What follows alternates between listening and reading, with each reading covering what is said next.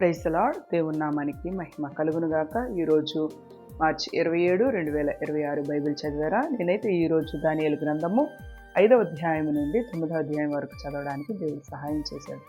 5వ అధ్యాయంలో బెల్షస్సరు గురించి రాస్తుంటుంది. బెల్షస్సరు విందు చేయించి దానిలోకి యెరూషలేము నుండి వాళ్ళు తెచ్చేసిన బంగారం, వెండి వస్తువుల్లో ద్రాక్షారసం పానం చేయడానికి వారు సిద్ధమయ్యి అవన్నీ తెచ్చుకొని వాటిలో ద్రాక్షారసం పోసుకొని అందరు తాగుతూ ఉంటుండగా ఒక హస్తము ఆ గోడ మీద రాయడం అతను చూస్తాడు.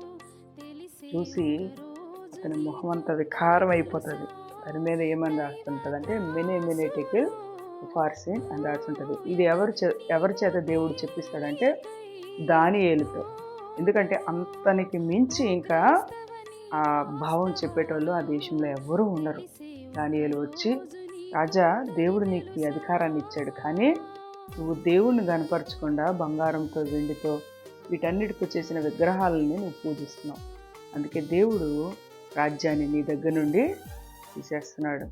అంతేకాకుండా నువ్వు త్రాసులో వేసినప్పుడు నువ్వు తక్కువగా కనబడ్డావు అని దానియేలు చెప్తాడు.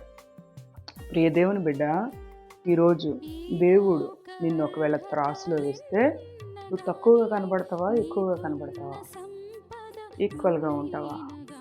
దేవుని స్టాండర్డ్స్కి మనం రీచ్ అవ్వాలి, అంతేగాని తేలిగ్గా అయిపోకూడదు. దేవుడు త్రాసులో వేసే రోజు వస్తుంది. నీ క్రియలన్నిటినీ ఆయన తూచే రోజు ఒక రోజు వస్తుంది. మరి నువ్వు దేవుని పెట్టిన నిబంధనలకి అనుకూలంగా నడుస్తూ ముందుకెళ్తున్నావా, లేదా దేవునికి ఇష్టం లేని కార్యాలు చేస్తూ ముందుకెళ్తున్నావా? జాగ్రత్త. దేవుడు త్రాసులో వేసినప్పుడు మనం తేలిగ్గా అయిపోతే దేవుని రాజ్యంలోకి మనం వెళ్ళలేమని మరొకసారి జ్ఞాపకం చేసుకోవాలి.